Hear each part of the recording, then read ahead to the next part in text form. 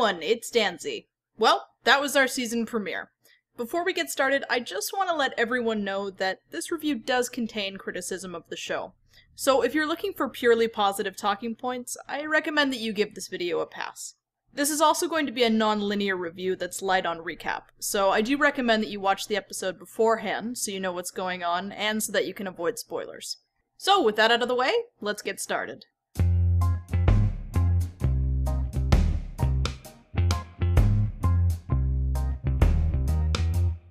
It's hard to give a ton of meaningful commentary on this scene because it was so short, but I thought it was good. It was a good, solid cold open, and I liked it a lot.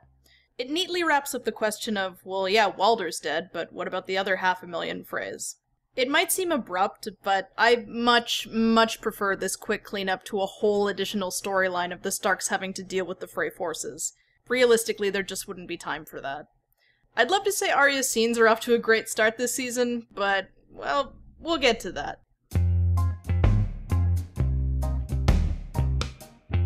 I'm really glad that the Hound got a scene where he wasn't just a walking meme generator.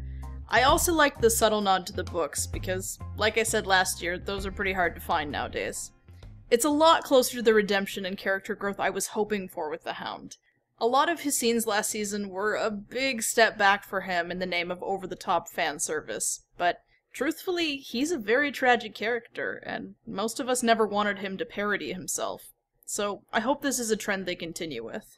If I had to have one complaint, I'd say that this scene was maybe a little long. It was almost 10 minutes with not a lot of new themes really being discussed. But I do appreciate the quiet moments and the relationship building.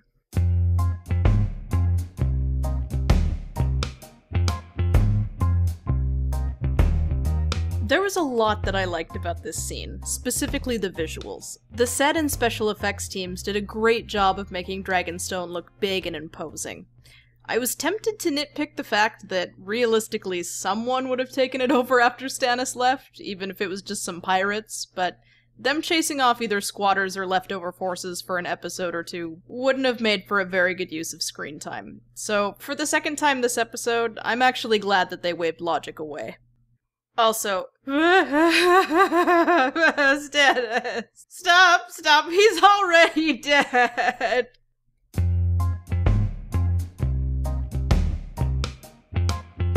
I don't want to say that the conflict between Jon and Sansa felt outright forced, but I will say that it felt a little inorganic.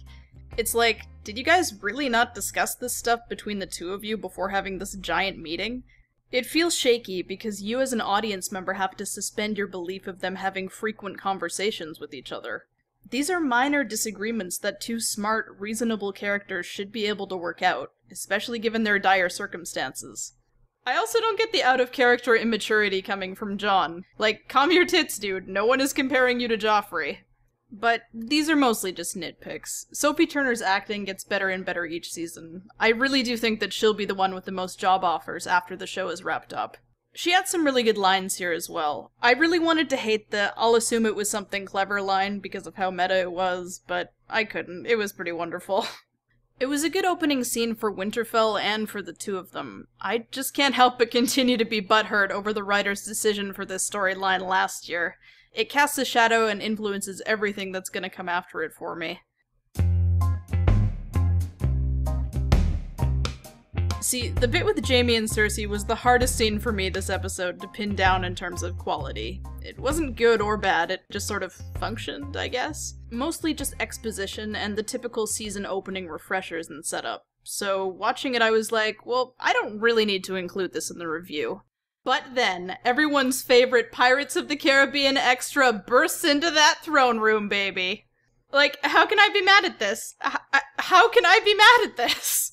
Look at his eyeliner! The poor makeup team are trying their hardest to make him look crazy and intimidating. And why does he keep shuffling around like he's high on drugs? I can only assume they took into account the fan feedback from last season saying he looked way too boring to be Euron, but I think what they thought we meant was that we needed him to be more weird, because really what we wanted was just for him to be more interesting. Okay, so I know I just finished teasing him, but I want to take this guy seriously, and I want to like him as a villain. but I just can't get on board when they themselves don't seem to know what they're doing with his character. I understand that it's still really early in his lifespan, so I'll hold off on giving him too harsh of a verdict for now. Well, I didn't think you could fit that many jarring, rapid cuts of poop into only a minute and a half of screen time, but hey, you did it, HBO. I have a hard time believing that Sam would be scrubbing bedpans. Castle Black is currently in desperate need of a maester. Wouldn't it be kind of important that he got to work on his studies right away? I can't see them putting him through the usual new guy schlock of cleaning chamber pots. He's part of a military organization, and is therefore kind of a special case. I feel like they're missing an opportunity here to show off all of the cool things maesters learn, like warfare, economics, architecture, agriculture, ravenry, orienteering, astronomy. Let us see this stuff! This is the absolute perfect chance for some fun world building. So, you're probably wondering after listening to me lay into this scene why it didn't end up in my bad section.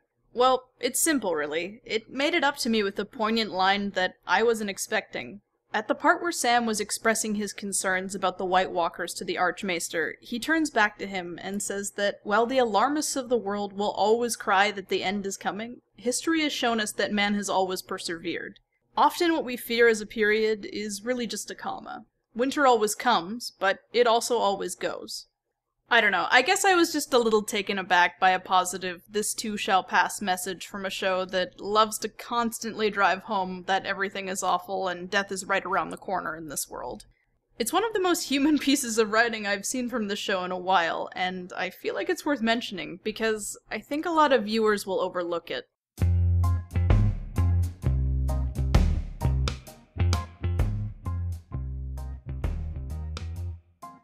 Okay, to say that the Ed Sheeran cameo was distracting is an understatement, because here's the thing.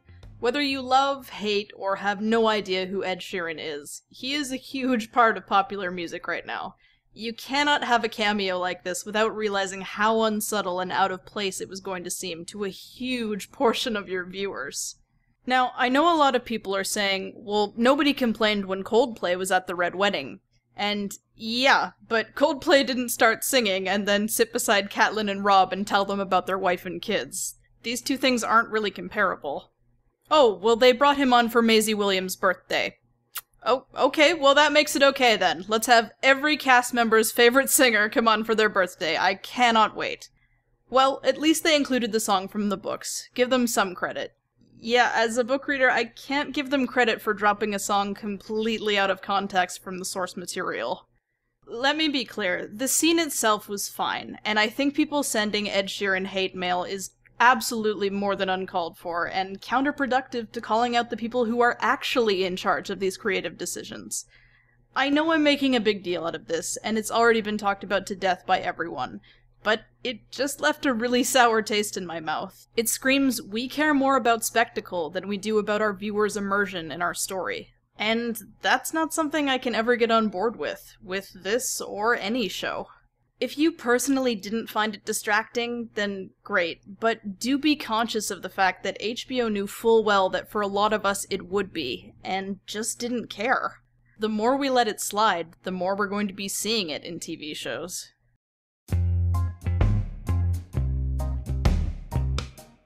So, my rant about ethics in media aside, this episode was honestly pretty decent. Most of my criticisms stem from pretty small things, and a lot of it made for a totally worthwhile premiere. I think one benefit of there being less episodes in a season is that it forces them to not waste as much time in the opening episode like they've done in the past. If it continues on like this, I think Season 7 will be fine. It could easily surpass the last two seasons in quality if it wants to. It's just gotta stay on track and avoid empty shock value.